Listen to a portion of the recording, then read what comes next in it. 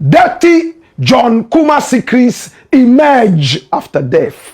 In our country, when a man dies, they say don't speak ill about them. And that is one of the things killing us. Whilst they are alive, if they know that any dirty secrets that they have, and I use the word dirty, when they die, we will still remember that and fire. They will be careful whilst alive. Kanino yesi obi wu a yenka ne kira semboni na sisi ade akoye se obi wu a nsem a sisi after ne wu no enye nsem kitwa eno na Black Rasta si se 1 to 2 niam ye abra woti ase ni dia so wu a nsem bi ebeba be go straight ni so no bia no ye de ye beka ne se na etie na the late John Kuma ni wo na echi no nsem bebre na epiemu to the extent say ebinum kra si ejapade a odi jaye no ni yire no ye de afa japade ni bebre sika egu account mu nyina no was start say ye de oyiyi sika na edi abra ni lawyer enyam biewe oni so no kra no ono a start say ye de oyiyi sika every ni bank account mu na no na Black Rasta na the secret a wo be chichem wo be dwudwa ne amomu. John Kuma died at the age of 45. He was a deputy finance minister of this nation. He was part of those who wrecked the economy of the nation with their carelessness when they served under the man who is a fugitive now, Ken Oforiatta. This man here called John Kuma was married to a woman by name Lillian Kuma. In fact, when they met in Obuasi, Lillian was only 19 years old. John Kuma dated Lillian for 3 months and they got married in July. In fact, the 27th of July, 2006 in Obuasi. At the time, John Kuma was not into any serious employment. He was not in any serious employment. Then after some time, he started cutting blocks, culvert style. They went through hardship. They were living in a house built of wood, tabo dying. My brother, my sister, they moved to Accra to slug it up with life. She gave birth to her first child when she was 20 years, Lillian Kuma.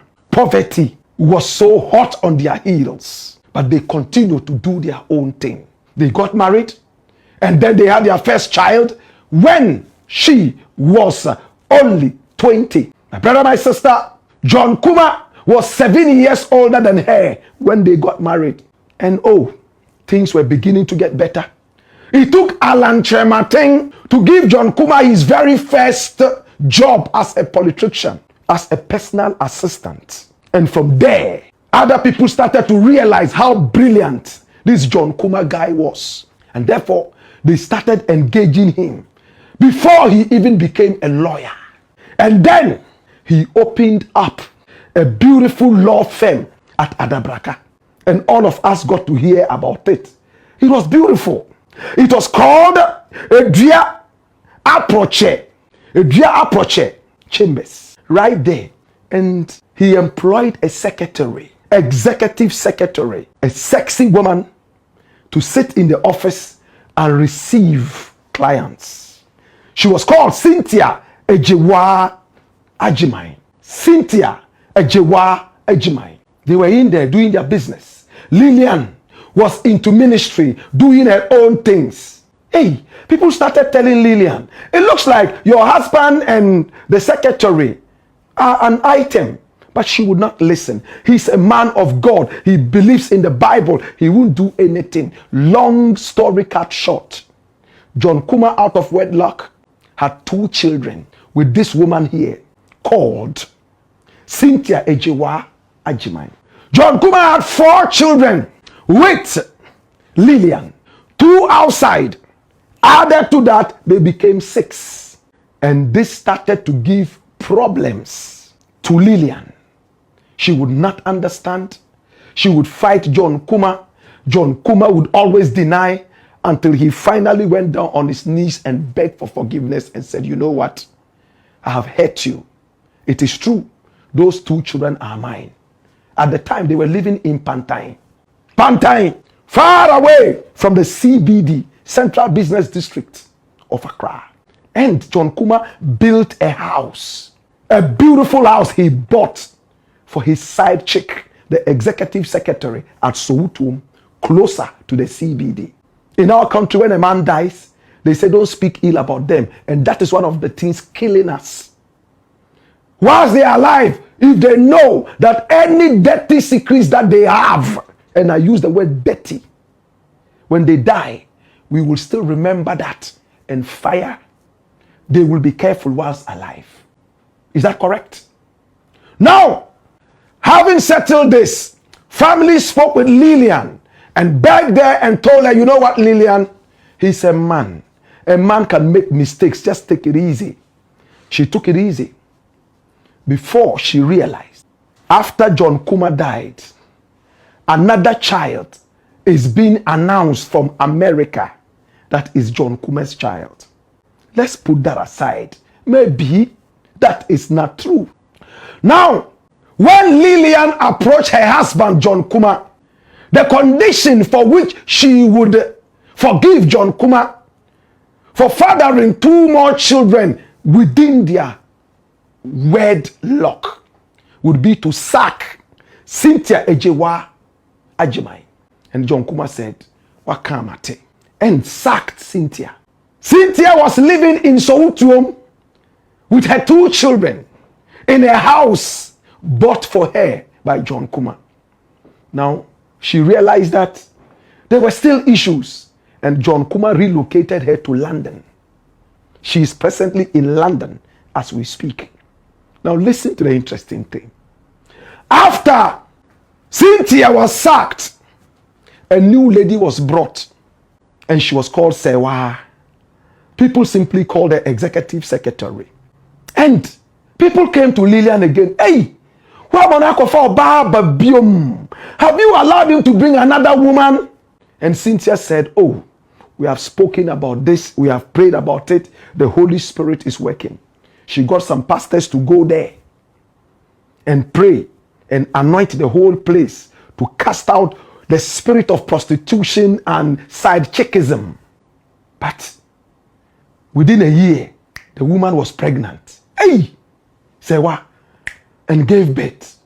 Johnny, why call him Obabium? Johnny said, what are you talking about? Am I the only man? Bam! She got pregnant again and gave birth to another child. My brother, my sister. And he denied it all his life.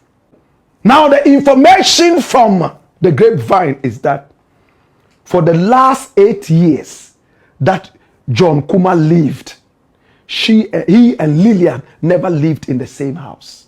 He had a house in cantonments where side chicks could come and visit him. And again, he would always pay a visit to Lillian and the children for about a day or a few hours and always leave. They never traveled together. Sometimes I am told that John Kuma would say, oh, I am in Germany, or I am here, I've traveled. But he was right here in Ghana with a side chick. And information would come to Lillian. My brother, my sister, the only time they traveled together, from the information I have, my brother, my sister, was when John Kuma fell ill and was about to die, having been diagnosed by medical experts. And on his sick bed, as he was going, he asked for forgiveness from Lillian one more time and said, I know I've done a lot of bad to you. After I am gone, I'm sure you would hear other things that I couldn't tell you. But let us pray that I am alive. I swear, if I don't die and I get up from this sick bed, you would see a new man. And he never rose again. He died.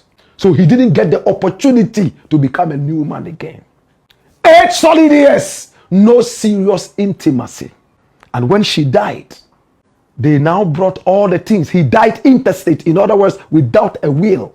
So they decided to go into what he had. Can I tell you what Lillian got?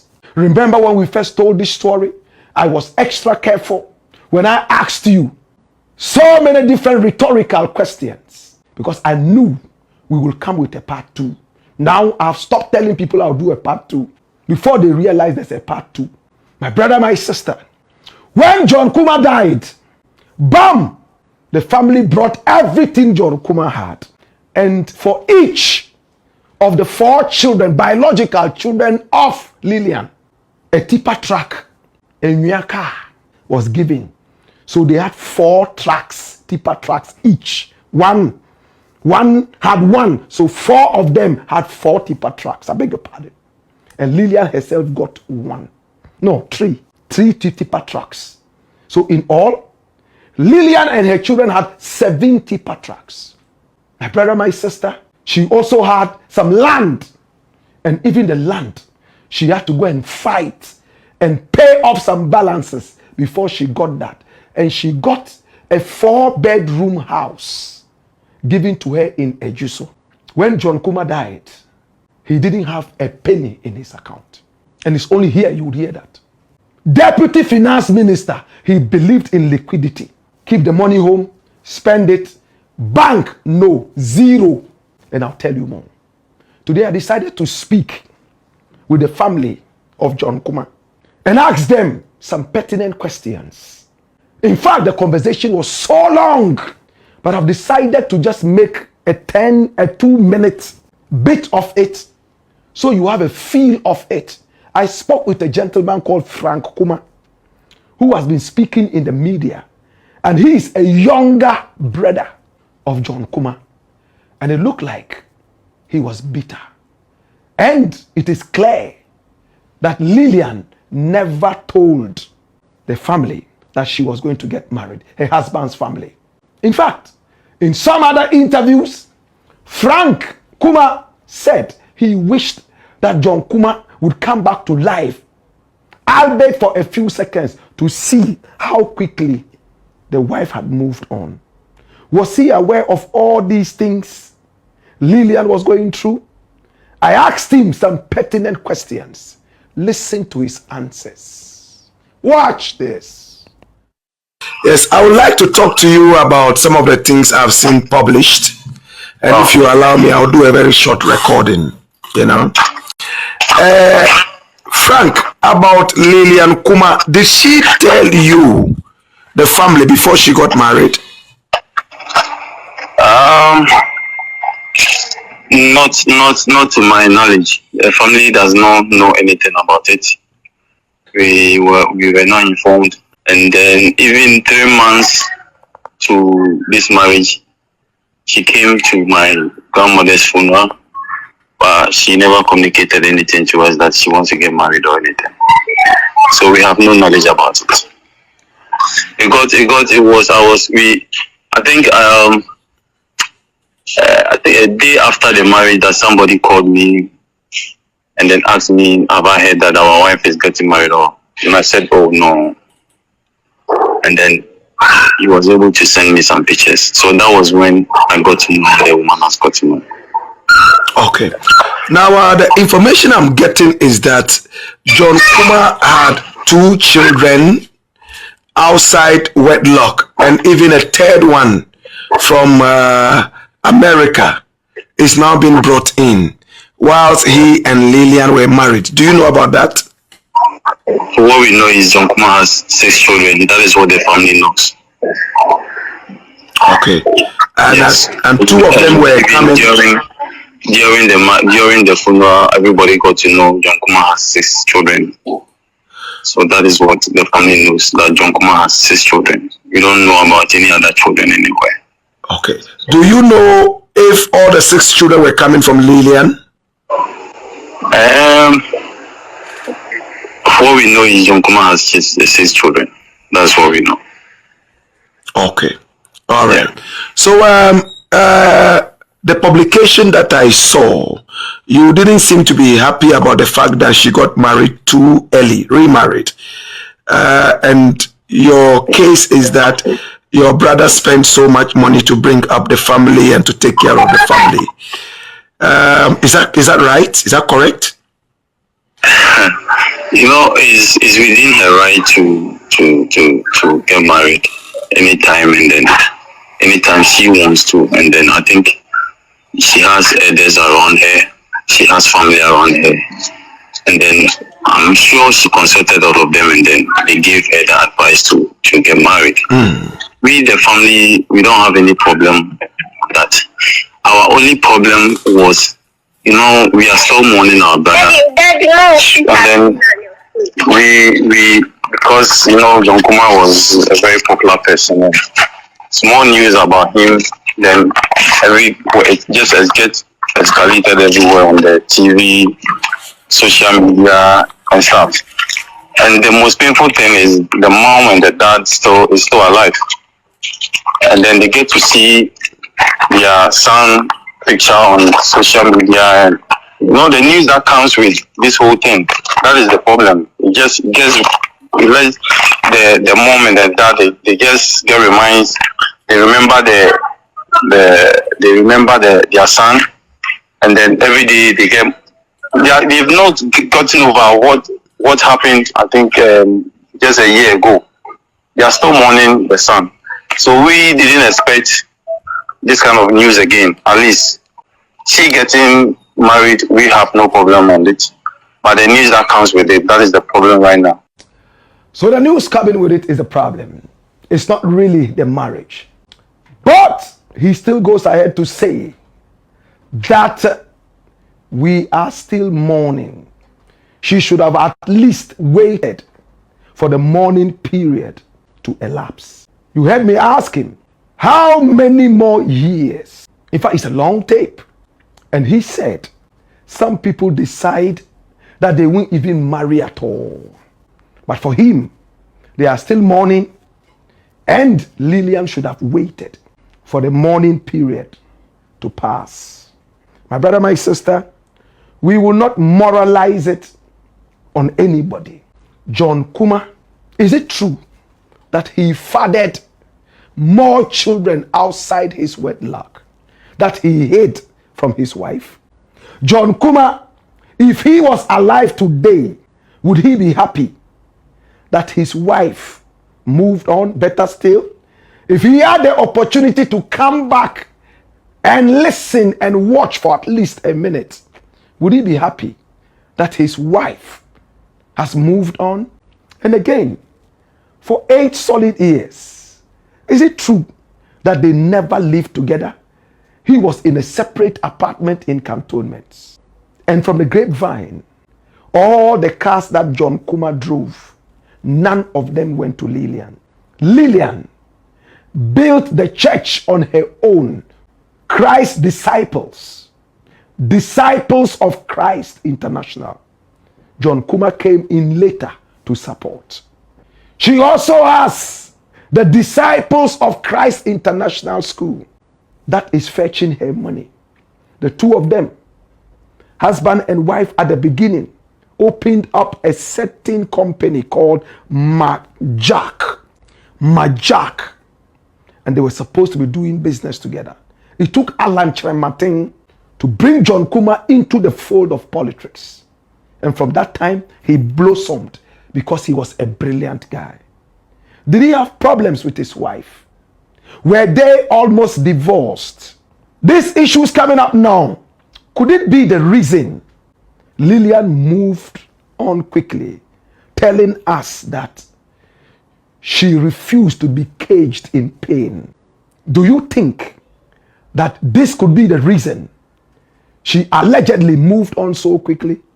My brother, my sister, these are issues that have come into the public because John Kuma's family is aggrieved and talking. Therefore, we have become very interested in this. We have gone underground and we have picked up these vital pieces of information. John Kuma, how many more children did he have outside his wedlock without his wife knowing? Again, why is the family angry after all these years of supposed pain, living in a cage of pain, as she told us in her own words? Why would they be angry that she has moved on? Inti ebusia sa utinia the late John Kuma ni bra kan ya na utie se na Black Rasta ede o kire nsem ni mu na say inkofo ebise say na neche say oba no wa bra papa abra na oti aware na se no ebia no na yendo no ebia se na we say okunu ondo ni yire no onye sa love no from the husband and no nti and ono so dey or revenging the husband in that way say person or worry say na be ya nkofo be bisa questions say na be ya o worry in term nkofo be bisa questions say udo kunu no kunu so do wa by this time na your time anka we say dey unya memories reflection of mu good time am spending together no this time no cry na we say dey we are lonely na dey we reflecting on those things na eba ni say pa na oba no dey what my worry in term. These are the questions I be bisa. Ebe no so kyerem say no, we worry in time for revenge. We worry say na be ya nkofo be hu say ne kunu abra oti ase no wa gye niam ebe ma oba ye de na kuma ye ne ya.